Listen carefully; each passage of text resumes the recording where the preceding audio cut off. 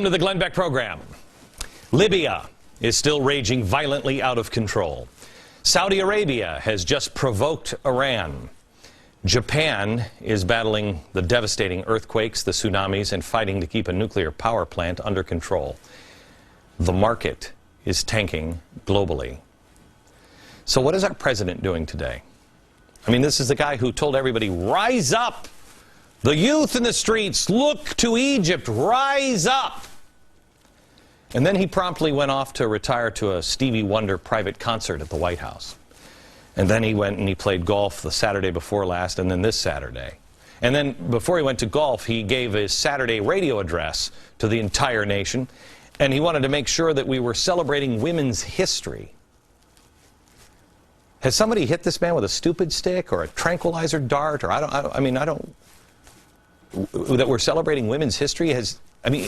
Can he look through those windows in the White House? Has he become King Louis? Sometimes I wonder where that man's passion is. I mean, I like a president who's cool.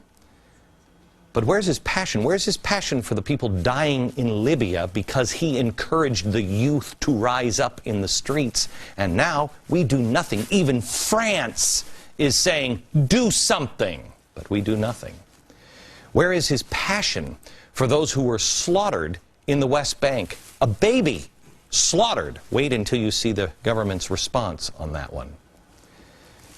Where is his real compassion for Japan or our economy or the global economy? Believe it or not, on the radio today, I was talking about this, and I said I think he's been hit with a Doctari, Clarence the Cross-Eyed Lion. Do you remember that? I think he was hit by one of those tranquilizer darts. I do. I don't understand it. And on the radio I said, at least he isn't giving his predictions for March Madness this year. Well, I'm sorry, I have to lead with my mistake. He taped it today for air tomorrow on ESPN. The head of the Heritage Foundation said today, it's as if our president is paralyzed. But paralyzation is caused by something. I mean, he's certainly not paralyzed by fear. He doesn't look scared of anything, does he? And I don't want my president to be fearful, but I would like him to lead. I would like him to be motivated when the world is melting down. I would like him to at least recognize that the world is having a few problems, and not just the union problems. He's taking on non-existent problems and ignoring the earth-changing problems. Tonight, we take them on.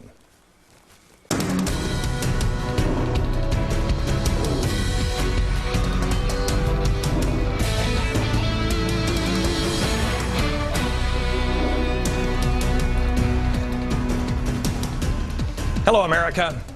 There is a lot of evil in the world, and I know people don't like that word, but that's tough. Turn the channel. Watch SpongeBob SquarePants or the clown on the other network. Evil. That's what it is, and we're going to focus on it. But we're also going to focus on the good as well, because we have a choice, and really, it's what this was all about, E4. Enlightenment, education, empowerment, entrepreneurship. It's that. We're going to focus on that. Which are you? See, you have choices in life. That's what life is. My father used to always say to me, Glenn, life is just a series of choices. But once you make the choice, you have to be prepared to live with the consequences and the ramifications of that choice. But right now, we're given bogus choices. We're being told what we cannot do, but we're not given the other side of it. For example, we were told this or what? We know we don't want this, so it's that. But then we're not defining that. For instance, the financial meltdown.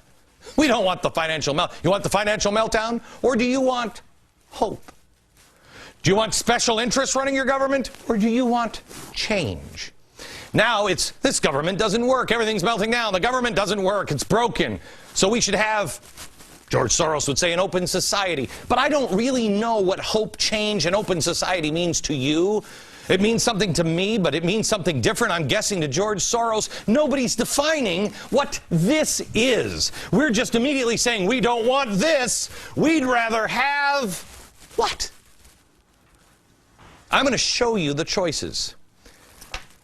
Tonight, you have two choices, and here they are. Ready? Two videos. First one is Japan. Remember, Japan, sheer panic, nuclear meltdown. The only thing that could happen to make it worse is Godzilla could actually be roaming the streets. Ah! It could happen. That's the only thing that can make it. But yet, look at these people. Do you realize how odd, how unbelievably amazing it is that there's no rioting in the streets? There's no looting. People are going in. There's a story of one guy who went in to get some water into a store. There were 10 bottles of water. He took them all, started to walk away, and then he realized, oh, if I take them all, somebody else won't have them. He took 2 and put the rest back. This is how people are behaving. This is when it counts. This is their 9/11. This is the feeling of 8/28 or the 9/12 project. Now let me show you the second video. This one comes out of Albany. These are students all drunk in the streets, and they're just destroying a car. It's a Saturday. It's a Saturday. Look what they're doing. Just destroy it. Look, here's the choice, gang. The world is changing, whether you like it or not. Whether you go kicking and screaming or you embrace it, it's changing. And we will be either this or that. But the time is now to make a choice. Are we this or are we that? Which is it? One is in chaos. One destroys anything. One has a feeling of, it's mine, I can do it, who are you to tell me? And the other is based in love and compassion. Make the choice. Because to not speak is to speak. To not stand is to stand. You are making a choice, and so are your neighbors, whether they think so or not. History will judge you. And it won't accept any kind of excuse. Oh, we were busy with our stuff. We were busy playing golf. We had to fill out our NCAA brackets. Last night, on this program, I demonstrated how the nuclear power plant worked. I tried to show with M&Ms. I mean, it's really, look, it's a 5 o'clock show, low budget. But I tried to tell you that this thing was really protected, unless the protective shell was damaged. Well, there's an update today, but the media is not giving you any context. The evidence of this, you ready for that? Pharmacies in California are running out of iodine. That's a radiation antidote. Now, that's one of two things. That means that the press has hyped this up so much that people in California think, oh my gosh, we could get sick because of the plant over in Japan. Or they have hyped up the fact that earthquakes are a fact of life, and there are power plants in California, and people are waking up to it somehow for the first time, and they're like, maybe we should prepare for the worst and hope for the best so we can be like the people of Japan and not panic. One is noble. Prepare. And then be your highest self. Help others. That's noble. The other is shameless hype. I don't know what you're going to say the press is doing right now, but I'm going to give them the benefit of the doubt. I think they're trying to be noble. And I ask them now to help me. Encourage people to prepare for a possible economic meltdown that is more likely to happen than all of the power plants in California melting down.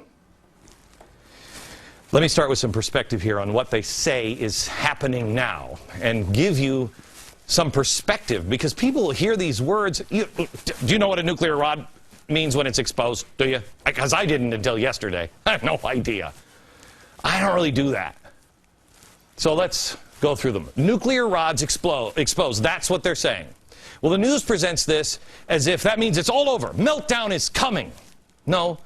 Bring my M&M nuclear power plant in here. No, this is what it means.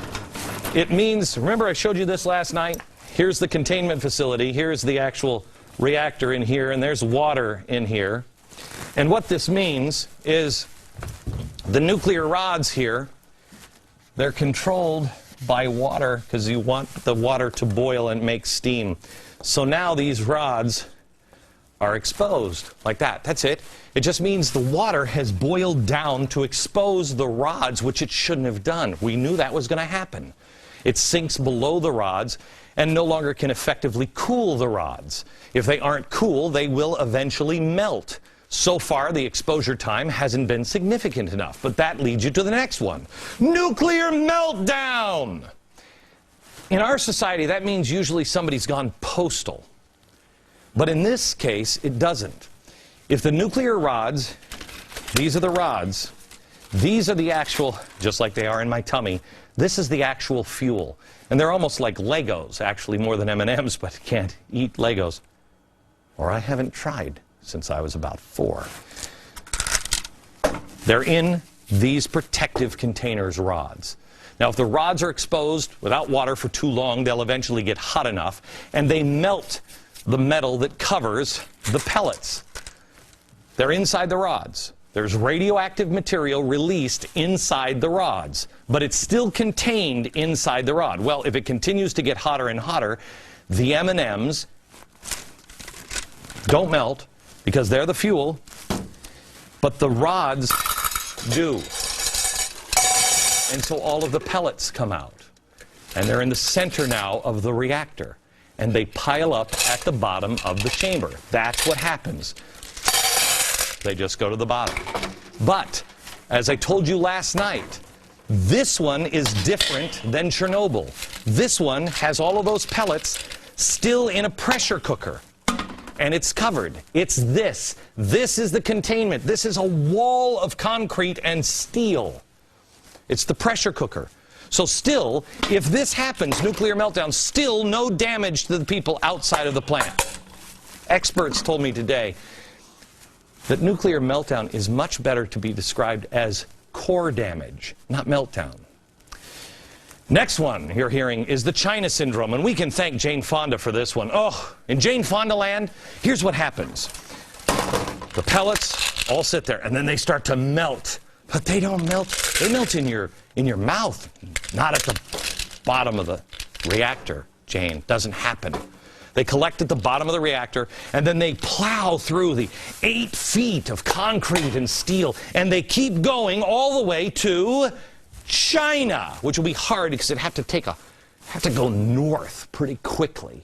I guess this would be not the China syndrome if this were real. It would be more like the, I don't know, Norman, Oklahoma syndrome. It would burn a hole through the earth. Okay, does that sound even reasonable? Nothing like that has ever even happened at the worst nuclear incident in history, Chernobyl. And experts verify not going to happen, it's impossible, it's a movie. Now, update. Last night, more explosions. The 3rd explosion in 4 days. What we keep seeing played over and over and over and over again is this. This is what happens because engineers have to release the pressure from the pressure cooker. Remember I told you? The steam, as it comes out, it has to be released. The hydrogen release reacts with the oxygen, and it causes the explosion. It was causing the explosion for the top of the outer containment. They have to release that. It's a risk they have to take that this will blow off, knowing that they still have the pressure cooker, the main containment structure around the reactor. They say that that is still intact. Now, you're hearing about radiation in the air. Let's have some perspective. The latest explosion at the number 2 reactor may have leaked radioactive materials into the air.